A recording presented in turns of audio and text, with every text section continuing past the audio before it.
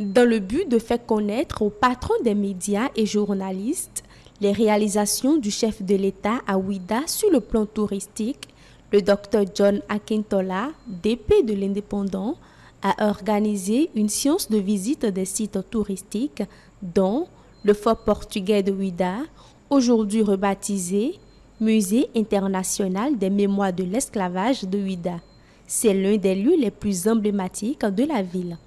La place aux enchères ou la place Tcha-Tcha, où tout a été rénové et réhabilité. Ceci pour restaurer l'aspect historique du site tout en le transformant en un lieu de mémoire, de réflexion et de commémoration des événements tragiques du passé.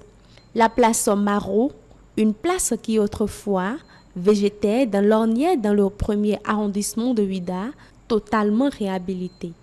Puis le quartier des Français à Ouidah, parfois associé à des noms comme Talon, Salon ou d'Oliviera, qui fait référence à un secteur de la ville qui a été influencé par la présence coloniale française.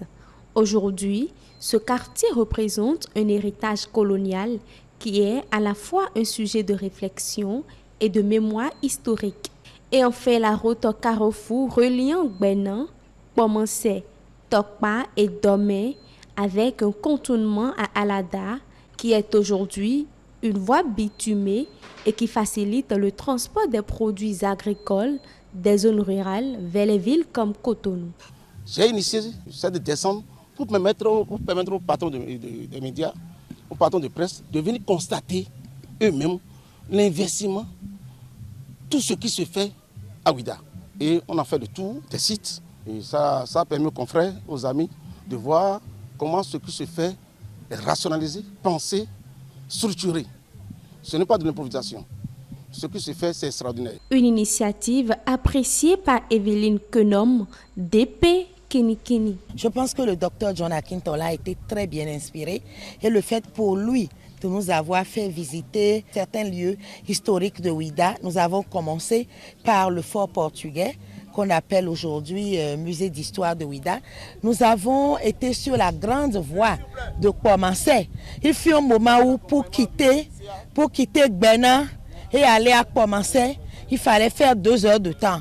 Mais aujourd'hui, personnellement, j'ai été émerveillée. Il faut dire que c'est une révolution qui s'opère en matière d'infrastructure à Ouidah. La délégation a été reçue par le maire de Ouidah, Christian Wetchenou, qui les remercie pour cette initiative. Merci d'avoir fait ce que nous devons faire. Merci d'avoir fait le tour pour montrer ce qui se fait pour notre pays. Ce qui se fait à Ouidah, ça se fait dans plein d'autres contrées, d'autres villes. Peut-être qu'ici, c'est un peu plus peut-être. Et ça, je tiens à le dire, parce que Ouidah va contribuer pour 15% au PIB de notre pays. Ce que nous faisons, nous bâtissons aujourd'hui. Les fruits vont commencer par tomber en 2027-2028. Peut-être que les premiers artisans seront oubliés. Les gens vont venir, vont récolter les fruits de ça. Mais ils ne sauront pas qu'il y a eu des sacrifices.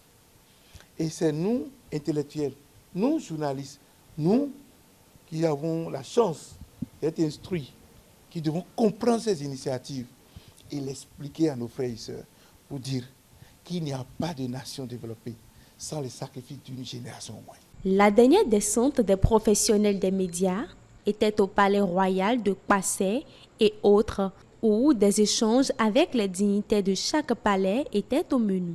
Il faut noter que ces projets d'infrastructure, tels que la rénovation de ces sites touristiques, jouent un rôle clé dans le développement économique et social du pays.